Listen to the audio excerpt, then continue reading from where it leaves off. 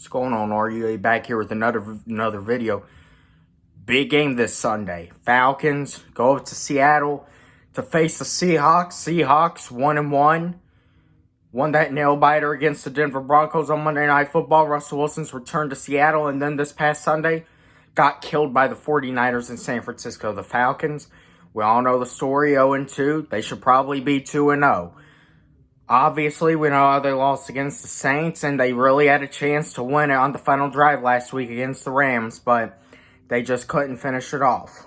With that being said, these two teams are in a situation where it would really be beneficial for them to win. It would not hurt to lose, and whoever does lose, you don't want to say their season is over because it is only week 3. But their season is probably, the odds are, is going to go by the wayside, and it's going to be very hard to dig out of the hole that you've created yourself. Now, obviously, Seattle would be in a better position than us, especially with that win. But even with that win, it was a 1-point win. And even after, how sloppy Denver played, Seattle still gave up over 500 yards of offense. Still almost let the Broncos win the game. The Broncos gave away the ball in that game 2 times on the 1-yard line. So, that shows you all you need to know. Denver really lost that game. Now, Seattle looked good in that game. Let's not fool ourselves. Geno Smith had an 82% completion percentage. So, even though Seattle might not be a good team, the Seahawks and Falcons are really on a similar level when you think about it. Similar quarterback situation. Similar situation just overall in the quarterback room where you got a guy for both teams that could be ready to come in and steal the starter's job any moment.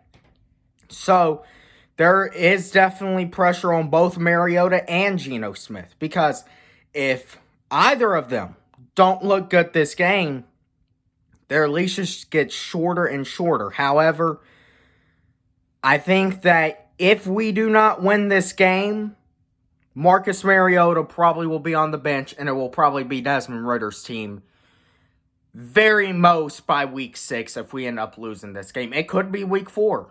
It really could. If Mariota comes out and lays flat on his head, we could see Desmond Ridder by week 4. But I do think, with taking everything into account, this should be the Falcons' first win. When you look at Seattle on defense, they're really not impressive. They just lost their best defensive player to injury for the rest of the season. Jamal Adams is out. And really, all they have left is that Brooks that's going to be on Kyle Pitts. But you think about it, this should be a big game for Drake London. You got to get CP going again. You got to get Tyler Algier going. Drake London, you have to get him the ball. But also, this has to be the game you get Kyle Pitts going. 4 catches, 38 yards through 2 games is unacceptable for the talent Kyle Pitts has, for the measurables. He needs to have at least 5 or 6 catches for 80 or 90 yards. That's what you have to do. You have to use this as a game to take back control of your season. And particularly get the offense going. Get their confidence built up. And find that mix. That's what I want to see. I want to see a balance between the running game and the passing game. Because you have to get Cordell Patterson involved. You have to see what Tyler Algier can do. I think Tyler Algier does have potential to be our bell cow back, but we won't know if we don't give him enough carries to see and put him in good enough situations. And when you have Pitts and you have London going, that's going to be scary for opposing defenses. Even if Marcus Mariota's our quarterback, if those two can get going with the level London has played these first 2 weeks, with what we know Kyle Pitts is capable of, that is very scary for defenses. As far as the Falcons defense goes, you have to get Geno rattled early. You have to have a big day on pass rush. Arnold Ebiketie, I want to see him have another big day. You got to get some of those guys off of Grady so he can make the plays. And it's simple. You got to cut out the mistakes, cut out the bullshit. AJ Terrell has had a pretty bad start to this season. You have to get it right against DK Metcalf. It's a tough task, but with the expectations for AJ, he should be able to lock down DK Metcalf pretty good, or at least hold his own. As far as how I think this game is going to go, I do think he'll probably, knowing the Falcons, it's probably going to end up being a close game one way or the other. I'm going to go with the Falcons win 20-17. I could see one of two scenarios happening. Either one, we get out to the early, which here's what I would like to see us do. And I think, honestly, if we come out and play all 4 quarters of football, we can do. Get going early, score a touchdown, build momentum, add points on the board, and keep your foot on the pedal after that. Control the game for all 4 quarters. Be in it all 4 quarters. I think you could probably win by 2 possessions. But we know the Falcons, you cannot count on them to do that. I'm going to say Falcons win 20-17.